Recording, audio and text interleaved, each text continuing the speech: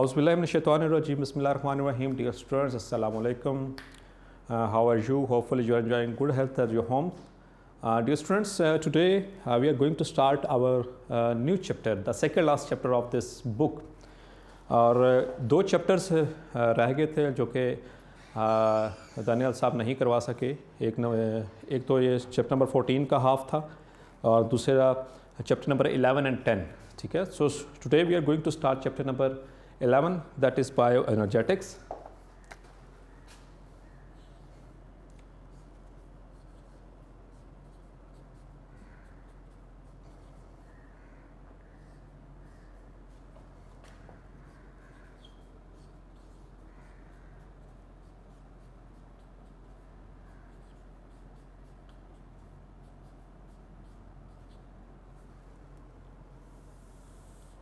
सो आप इस टर्म से डेफिनेटली फेमिलियर हैं.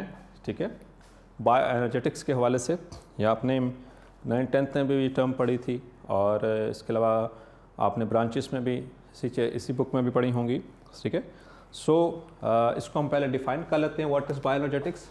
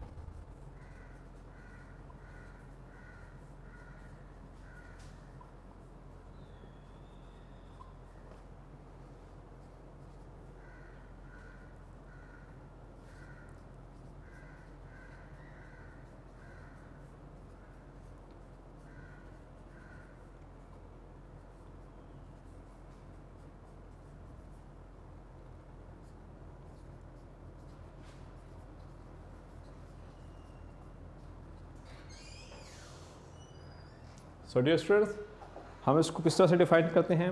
The quantitative study. The quantitative, बेटा यहाँ पे वर्ड इस्तेमाल हो रहा है क्वांटिटेटिव, और आपको पता है क्वांटिटेटिव का मतलब है कोई भी ऐसी चीज़ जिसको हम क्वांटिफाई कर सकें, जिसको हम मेजर कर सकें, उसे हम कहते हैं quantitative. So this is the quantitative study of two things. Number 1, energy relationships, कि एनर्जी के आपस में किस तरह से रिलेशन होता है.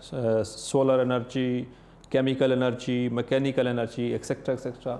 एंड एनर्जी कन्वर्जन्स, कन्वर्ट करना, कि एनर्जी किस तरह से कन्वर्ट होती है एक फॉर्म से दूसरी फॉर्म में या एक शक्ल से दूसरी शक्ल में, वो कैसे चेंज होती है, कहाँ पर?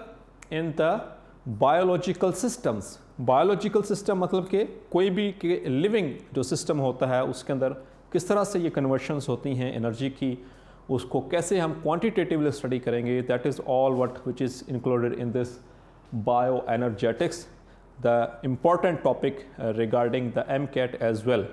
सो इसमें आप एग्जांपल के तौर पर जैसे कि like the photosynthesis, very important, that is the photosynthesis. Photosynthesis आपको पता है कि जो सनलाइट होती है, जो सोलर एनर्जी होती है, that is converted into, that is transformed into the chemical energy. ठीक है. और उसमें फिर हम क्वांटिफाई भी करते हैं इवन के कि कितने उसमें ATP बनते हैं, कितने NADPH बनते हैं, all this. So we are also able to quantify them. Clear? So this is all what we study in the bioenergetics. तो today we are going to start the basics of the photosynthesis. तो हमारा जो topic है पहला वो photosynthesis से ही relevant है. सो photosynthesis आपको पता है बेटा,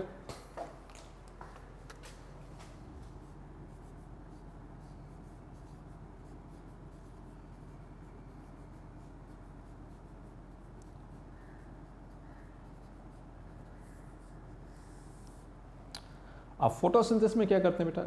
जो इट इज़ अ प्रोसेस. सिस का मतलब फोटोसिंथेसिस, सिंथेसाइज का मतलब होता है किसी चीज़ को बनाना, टू मेक, टू क्रिएट. ठीक है. सिंथेसिस. एंड ये इसका एंड का जो सिस है, like osmosis, like endocytosis, like exocytosis, sis means a process and photo means light. So ऐसा प्रोसेस जिसमें लाइट एनर्जी को इस्तेमाल करके और उससे एनर्जी को सिंथेसाइज किया जाए, उसे हम कहते हैं द फोटोसिंथेसिस। क्लियर? सो हम इसको इस तरह से कहते हैं, a process in which the energy poor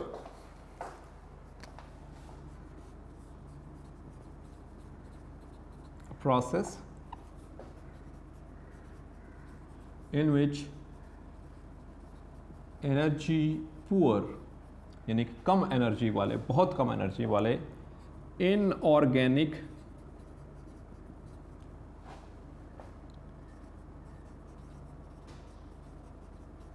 substances, that is carbon dioxide, that is water, ये दोनों ही क्या हैं? इनऑर्गेनिक हैं और वेरी एनर्जी पुअर हैं।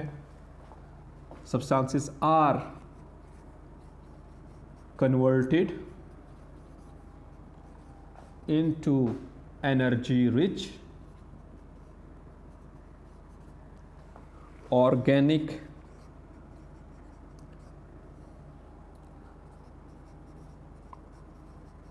substance, that is glucose, by using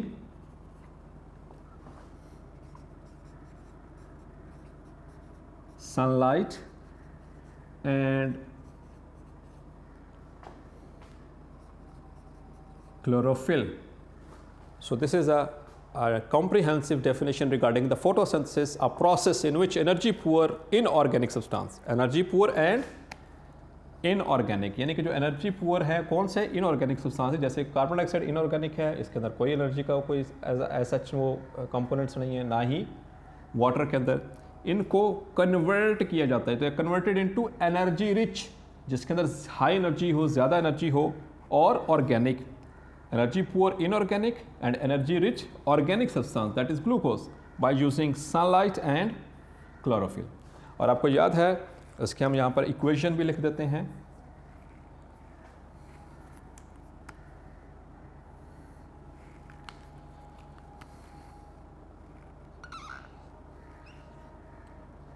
carbon dioxide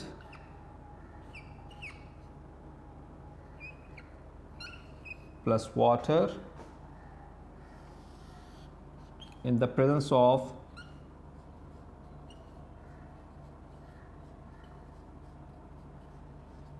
chlorophyll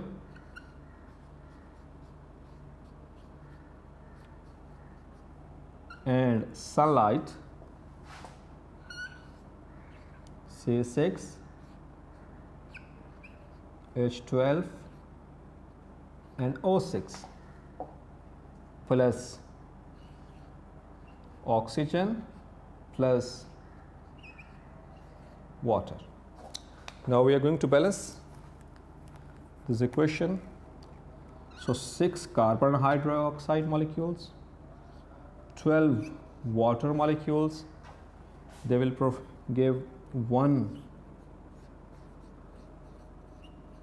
glucose, 6 oxygen and 6 water molecules. So that is the complete equation regarding the photosynthesis. ये इसकी complete एक equation है।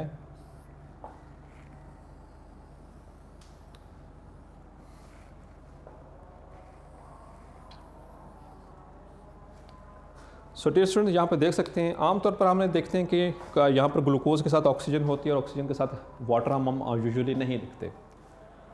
The reason behind this is, लेकिन जब हम complete उसकी बात करेंगे इक्वेशन की, तो उसमें जो प्रोडक्ट साइड है इसमें भी वाटर मॉलिक्यूल लेकिन 6 हैं। वहाँ पर हमने इस्तेमाल कितने हो रहे हैं? 12 वाटर मॉलिक्यूल्स, लेकिन उससे प्रोड्यूस कितने हो रहे हैं? 6 वाटर मॉलिक्यूल्स, मतलब कि नेट गेन नहीं है। So that is the reason आम तौर पर जब एक जनरल इक्वेशन की बात करते हैं तो उसमें ये वाटर मॉलिक्यूल को इंक्लूड नहीं किया जाता। Clear? So these two are the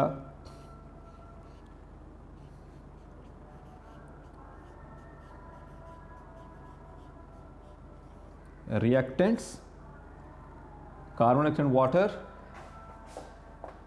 and this is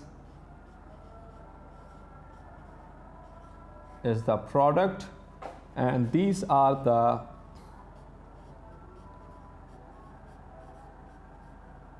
bye products. और आपको पता है ना बाय प्रोडक्ट्स किसे कहते हैं। आमतौर पर किसी भी केमिकल इक्वेशन के अंदर जो चीज़ हमें रिक्वायर्ड होती है वो प्रोडक्ट रहता है, और जो उसके साथ साइड प्रोडक्ट प्रोड्यूस होता है that is called as a by product. So dear students, इसका जो पहले आज हम बात करते हैं इसके में तो चंद एक चीज़ों की डिस्कस करेंगे। Like first of all we are going to discuss the water, reactant side की हम बात करेंगे ना इसके।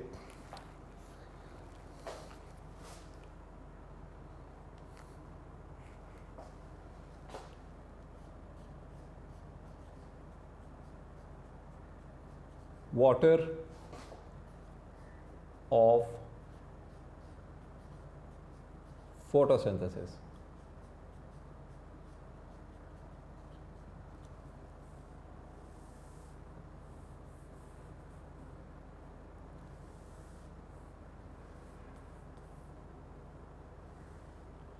So यहाँ पर we are going to discuss this water, this portion, यानी कि जो रिएक्टेंट साइड पे वाटर है। इन 1930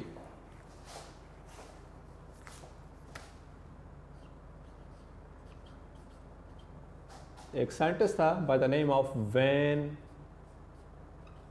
नील, एक साइंटिस्ट था by name of Van Niel. उसने एक हाइपोथेसिस दिया था,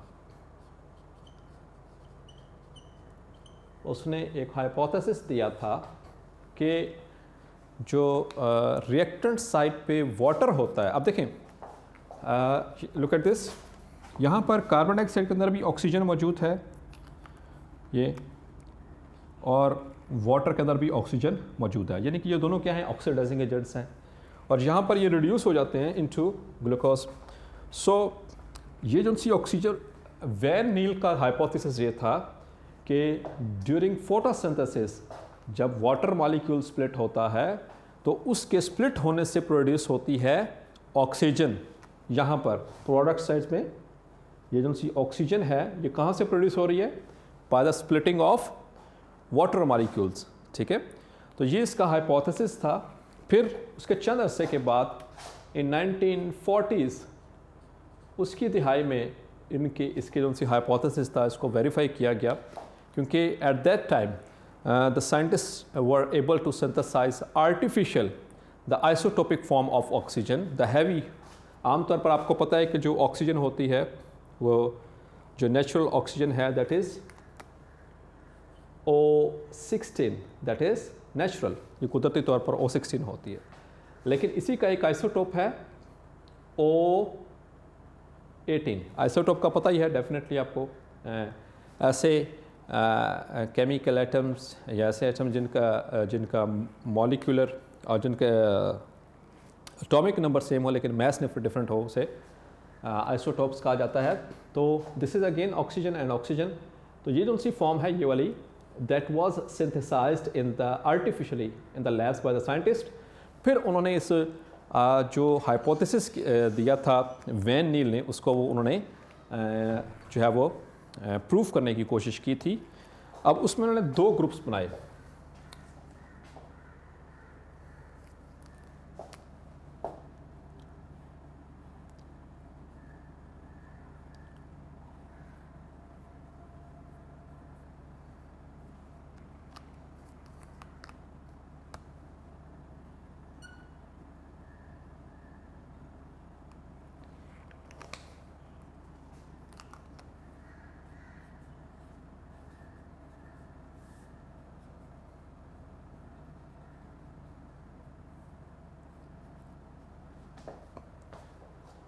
ये मैं इनका एम्पेरिकल फार्मूला लिख रहा हूँ कार्बोहाइड्रेट का, CH2O C6H12O6 plus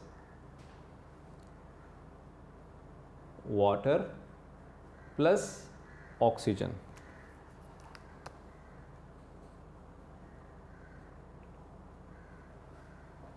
So this is the group 1 of plants.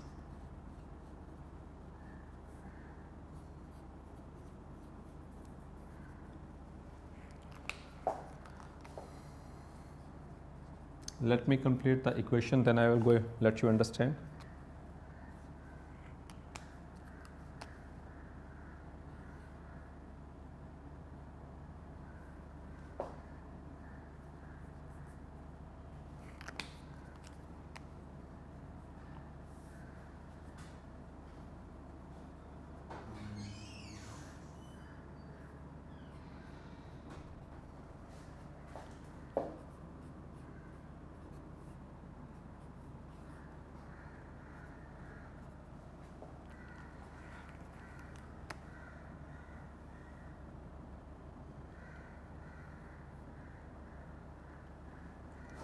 अच्छा, अब उन साइंटिस्ट ने क्या किया कि चूँकि in 1940s they were able to artificially prepare the isotopic heavier isotope of oxygen.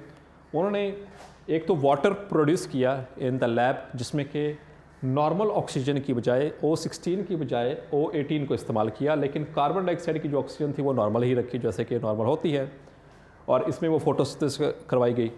दूसरे ग्रुप में क्या हुआ कि उन्होंने वाटर को उन्होंने नॉर्मल ऑक्सीजन दी, लेकिन कार्बन डाइऑक्साइड को जो है वो उसके अंदर जो कार्बन डाइऑक्साइड का जो ऑक्सीजन है डाइऑक्साइड जो है वो 18 जो हैवियर आइसोटोप है वो उसको प्रोवाइड किया गया।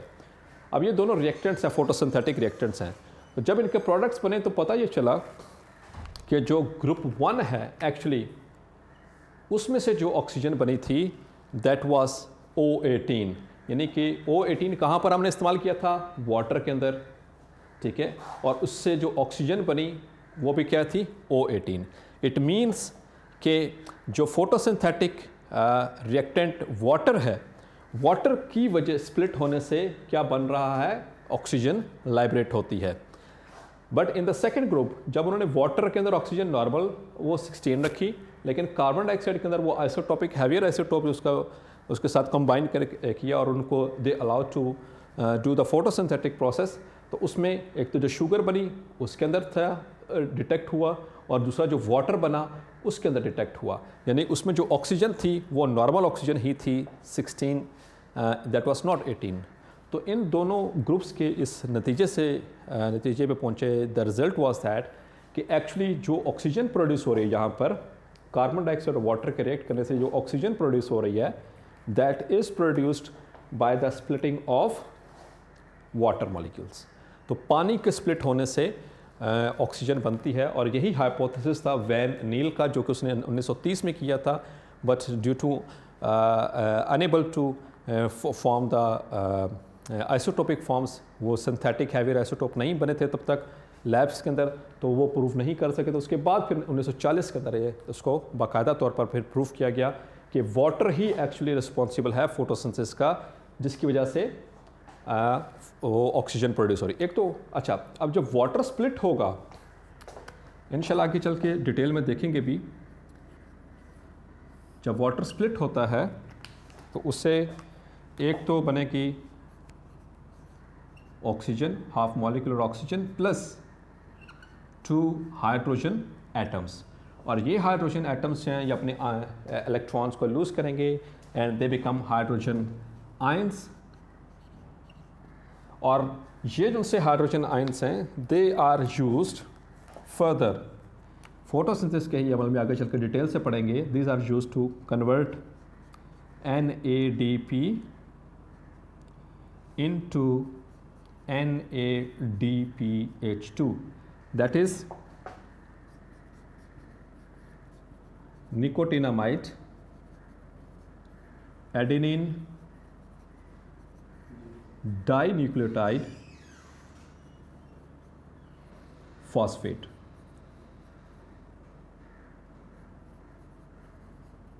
ठीक है, NADP that is nicotinamide adenine dinucleotide phosphate, NADP। तो ये जो उनसे वाटर के जब स्प्लिट हुआ, एक तो उससे ऑक्सीजन लाइब्रेट हुई, दूसरा वहाँ से जो हाइड्रोजन एटम्स से थे उनको उनमें से इलेक्ट्रॉन्स निकल जाते हैं, दे बिकम हाइड्रोजन आयंस, और वही हाइड्रोजन आयंस इस्तेमाल होते हैं यहाँ पर ये दो in order to convert NADP into NADPH2।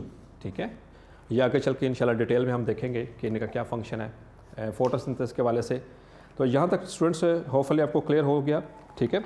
अब हम बात करेंगे again moving towards the next topic, that is the chloroplast, ठीक है। हम फोटोसिंथेटिक जो रिएक्टेंट्स हैं उन्हीं की बात कर रहे हैं, उन्हीं के जिनसे एक हमने कार्बन डाइऑक्साइड की हम ऑलरेडी बात कर चुके, ठीक है, एटमॉस्फेयर से आती। अच्छा, एक चीज़, एक बहुत इंपॉर्टेंट शॉर्ट क्वेश्चन है, फिर बाद में रहना चाहे, that is compensation point. Very important short question, आप लिख लें इसमें, ये बोर्ड पॉइंट ऑफ व्यू से बहुत इंपॉर्टेंट है। Compensation point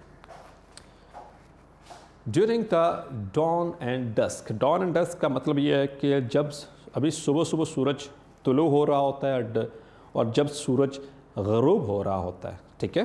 don and dusk, dusk means कि सूरज, sunrise, and dawn means sunset. इस दौरान आपको पता है कि सूरज की रोशनी बहुत कम होती है, लाइट इंटेंसिटी बहुत कम होती है। तो इस दौरान क्या होता है कि let me clarify, this is a plant, ये इसके लीव्स है, और लीव्स क्या करते हैं आपको पता है, ये वो कार्बन डाइऑक्साइड को इस्तेमाल करते हैं and they liberate oxygen, as we have discuss in the photosynthesis. यही फोटोसिंथेसिस है, कार्बन डाइऑक्साइड को इस्तेमाल करेंगे, स्टोमेटा के जरिए उनके अंदर जाएगी और एज अ बाय प्रोडक्ट वहाँ पर जो ऑक्सीजन रिलीज होती है उसको रिलीज किया जाता है। लेकिन एट डॉन, जब सुबह सुबह की अभी सूरज तुलू हो रहा है और सूरज गुरूब हो रहा है, इस दौरान चूँकि लाइट इंटेंसिटी कम होती है, उस वक्त जो कार्बन डाइऑक्साइड आपको पता है कि क्यों चाहिए, फोटोसिंथेसिस के लिए चाहिए। आपने एक और प्रोसेस पढ़ा हुआ है ना, रेस्पिरेशन, जो कि इसका अपोजिट होता है। रेस्पिरेशन में क्या होता है, ग्लूकोज जो है वो ऑक्सीडाइज होती है और उससे क्या प्रोड्यूस होते हैं, water plus carbon dioxide, that is energy releasing step, आपको याद होगा। तो जो फोटोसिंथेसिस और रेस्पिरेशन है ये तकरीबन इक्वलाइज हो जाते हैं इन द सेंस, किस सेंस में, मतलब कि जो फोटोसिंथेसिस हो रही है उसमें सिर्फ इतनी ही कार्बन डाइऑक्साइड जो इसमें रेस्पिरेशन के जरिए बन रही है ना, ये carbon dioxide plus water C6H12O6 plus oxygen, और इसी का रिवर्स क्या होता है, दैट इज ये है फोटोसिंथेसिस, और दूसरा है रेस्पिरेशन, सेलुलर रेस्पिरेशन जिसे हम कहते हैं। C6H12O6, they are oxidized in the presence of oxygen into carbon dioxide plus water, and this process is called as respiration or cellular respiration more precisely। तो सेलुलर रेस्पिरेशन में इसके and product क्या बन रहा है, यहाँ पर कार्बन डाइऑक्साइड। इतनी कार्बन डाइऑक्साइड प्रोड्यूस होगी कि यही कार्बन डाइऑक्साइड इस्तेमाल हो सके फोटोसिंथेसिस के लिए, और फोटोसिंथेसिस के इतने, इसमें जो फोटोसिंथेसिस का अमल होगा इसके नतीजे में इतनी ही ऑक्सीजन प्रोड्यूस होगी जो कि इस्तेमाल हो सके रेस्पिरेशन के लिए। ये बात ज़रा गौर कीजिएगा, दोबारा से बताता हूँ। कार्बन डाइऑक्साइड चाहिए फोटोसिंथेसिस के लिए, ऑक्सीजन चाहिए रेस्पिरेशन के लिए, क्लियर। जब रेस्पिरेशन होती है, यानी कि जब इसको प्लांट को खुद भी तो एनर्जी चाहिए ना, तो एनर्जी कहाँ से हासिल करेगा, रेस्पिरेशन से, ग्लूकोज को बर्न करके, carbon dioxide plus water plus ATP। तो ये जो ATP उसको चबाइए तो उसमें क्या बन रहा है, कार्बन डाइऑक्साइड। लेकिन सूरज तुलू होते हुए और सूरज गरूब होने का जो वक्त होता है वह उस वक्त लाइट इंटेंसिटी कम होती है, तो उस दौरान सेलुलर रेस्पिरेशन में के नतीजे में जो कार्बन डाइऑक्साइड प्रोड्यूस हो रही है वो सिर्फ इतनी प्रोड्यूस होगी कि वो फोटोसिंथेसिस के लिए इस्तेमाल हो सके, और फोटोसिंथेसिस में जो कार्बन डाइऑक्साइड इस्तेमाल होकर के वापस ऑक्सीजन जो बन रही है वो सिर्फ इतनी ही बन सकेगी कि वो उससे रेस्पिरेशन भी प्लांट कर सके। सो एट दैट टाइम, अब जो इम्पोर्टेंट पॉइंट है, there is no net exchange of oxygen and carbon dioxide between atmosphere and leaves। ये leaves है, ये बाहर क्या है, ये एटमॉस्फेयर है, ठीक है। इस वक्त सूरज के गुरूब होने के वक्त और सूरज तलु होने के वक्त, ये तुम सब थोड़ा सा जो कम ड्यूरेशन, जब लाइट इंटेंसिटी कम होती है उस वक्त ना तो एटमॉस्फेयर से कोई कार्बन डाइऑक्साइड अंदर जाएगी और ना ही रिलीज होगी। So there is no net exchange of these gases between the atmosphere and the leaves. इस पॉइंट को कहा जाता है, इस वक्त को कहा जाता है the compensation point. That is called as the compensation point. Hopefully यहाँ पे आपको ये बात समझ आ गई है। Now we are going to discuss the chloroplast.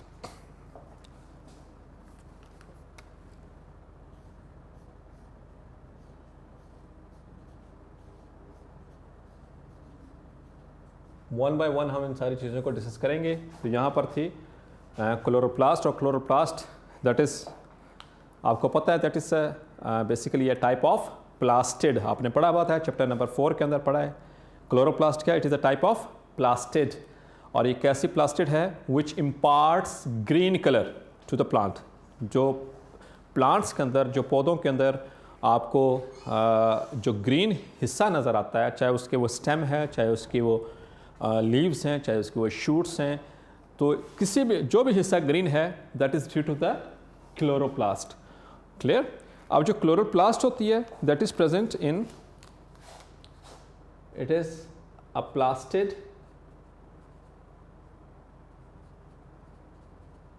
Present in every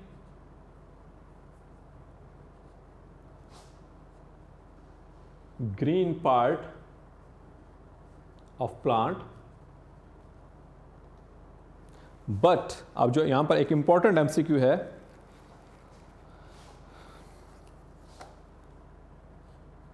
but leaves are the major sites of chloroplast। ये आपको MCQ आ सकता है इवन इन द MCAT के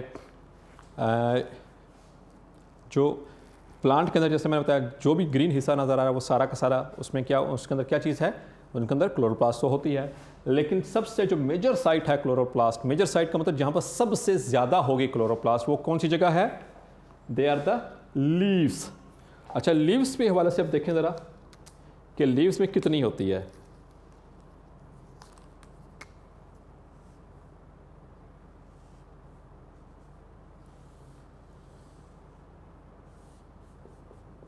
so this is a leaf. अगर हम इसके यहाँ पर एक बात करें cubic millimetre, sorry millimetre square, यानी इधर से भी मिलीमीटर, इधर से भी, चारों तरफ से मिलीमीटर, इसे कहते हैं मिलीमीटर स्क्वायर। इसके अंदर अगर इतना हिस्सा उसमें देखा जाए, इट कंसिस्ट ऑफ 500,000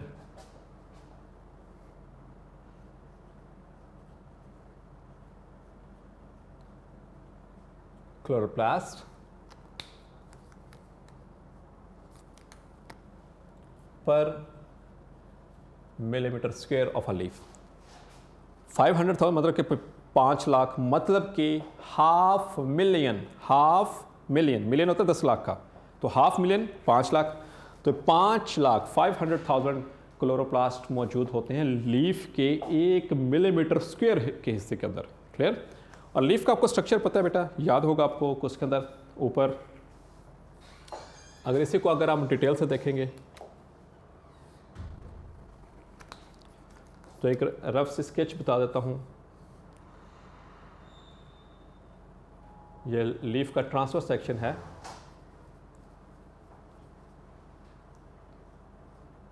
अब लीफ मेजर साइट्स कौन सी हैं, लीव्स है, ठीक है। और लीव्स के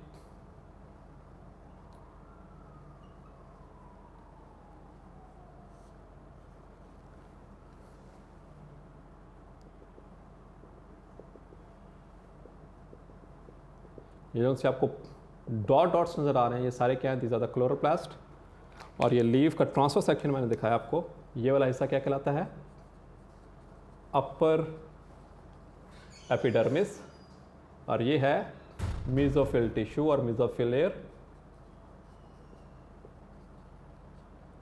ये सारा मेसोफिल टिश्यू है, ये इलोंगेटेड सेल्स हैं, ये सर्कुलर सेल्स, पॉलीगोनल सेल्स हैं।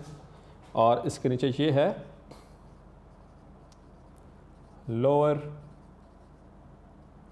Epidermis, that is the lower epidermis. ठीक है, तो ये क्लोरोप्लास्ट, अब ये लीफ का स्ट्रक्चर आ गया। ठीक है, लीफ में कहां पर ज्यादा कहां पर मौजूद है? इन द मेसोफिल लेयर, यहां पर इस लेयर के अंदर ये they are in abundance. Leaf में किस हिस्से में मौजूद है? ठीक है, तो पहले हमने प्लांट की बात की, प्लांट में सबसे ज्यादा कहां पर है? लीव्स के अंदर। और लीव्स में कहां पर सबसे ज्यादा मौजूद हैं? इन द मेसोफिल सेल्स और mesophyll tissue of the leaves. Clear? तो ये इसकी हमने बात भी कर ली। अब जो एक मेसोफिल सेल है, चलिए अब इसकी थोड़ी सी और डिटेल में, ये एक मेसोफिल है। So one mesophyll, this is mesophyll cell. एक मेसोफिल सेल के अंदर it consist of about 10 to 100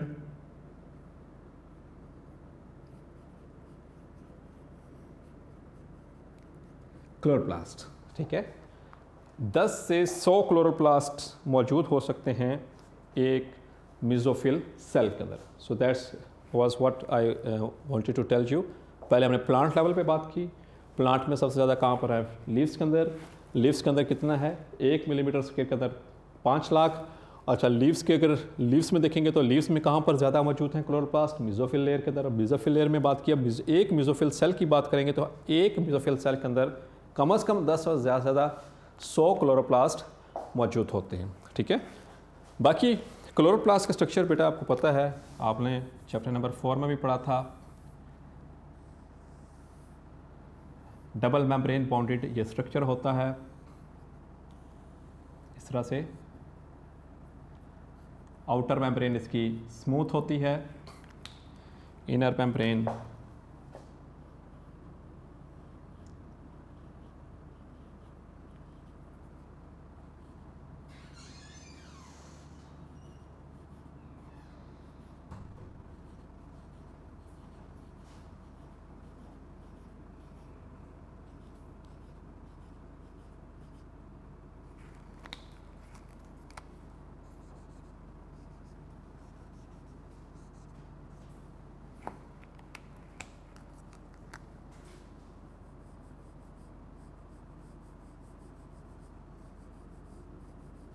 So this is the outer membrane,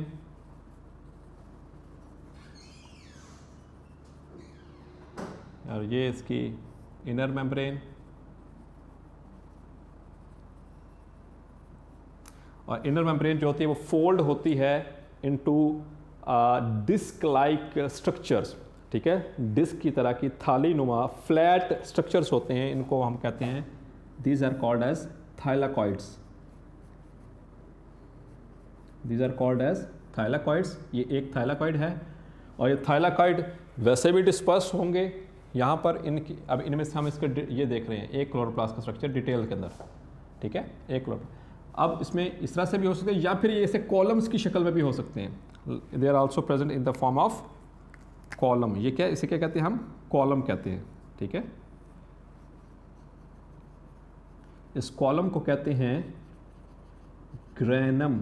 याद है ना आपको? ठीक है, कि जो उनसे स्टैक्स होते हैं इस तरह से, जैसे कॉइन्स का एक दूसरे के ऊपर से स्टैक हो जाता है, 1 2 3 4 5 इस तरह करके, इस तरह का जो स्टैक होता है थाइलाकाइड्स का, उसे हम कहते हैं ग्रेनम। और एक ग्रेनम के अंदर देयर इज एटलीस्ट 50 और 50+ क्लोरोप्लास्ट होते हैं, तो उससे एक ग्रेनम बनता है। Sorry, 50+ thylakoid. और ये थाइलाकॉइड जो होता है वो इसके एक रिज इस अंदर वाली साइड पे एक फ्लूइड के अंदर इमर्स्ड होता है, और इस फ्लूइड को हम कहते हैं स्ट्रोमा। क्लियर? एक डेंस फ्लूइड होता है that is called as stroma. और स्ट्रोमा जो होता है इट्स कंसिस्ट ऑफ एंजाइम्स। इसके अंदर एंजाइम्स होते हैं which are responsible for the synthesis of carbohydrates. Clear? बाकी इंशाल्लाह इसकी जो मज़ीद डिटेल है हम हमारे नेक्स्ट लेक्चर में डिस्कस करेंगे। Thank you very much. Up till now if there is any query you can ask me in the comment box.